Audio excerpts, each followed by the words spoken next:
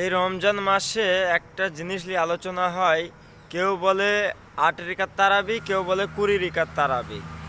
আবার কেউ কেউ বলে রোজা রেখে যদি তারাবি নামাজ না পড়ে নামাজ হবে না, রোজা হবে না। আমি বলছি তারাবি হচ্ছে 20 রিকাত, 8 রিকাত নয়। 8 রিকাত তারাবি ওটা নয়, 8 রিকাত ওটা হচ্ছে, ওটা নবী সাহেব রোজ রোজ 8 রিকাত নামাজ পড়তো এশার নামাজের পর নবী সাহেব 8 রিকাত করে নামাজ পড়তো। এবার কিছু মানুষ সেটাকে তারাবি হিসাবেই পড়ে, তারা 8 রিকাতই পড়ে, কিন্তু ওটা নবী সাহেব 12 মাসই পড়তো। তারাবি হচ্ছে 20 রিকাত। আর রোজার সঙ্গে তারাবি নামাজের কোনো স্বাদ নাই। তারাবি আলাদা, রোজা হচ্ছে আলাদা। তুমি হাঁটুই ব্যথা কিংবা মাজায় ব্যথা, তুমি তারাবি পড়ার ক্ষমতা তোমার নেই। তুমি শুধু রোজা করো, তারাবি পড়লে পারো পড়ো, না পারলে পড়তে হবে না, কোনো ব্যাপার নেই।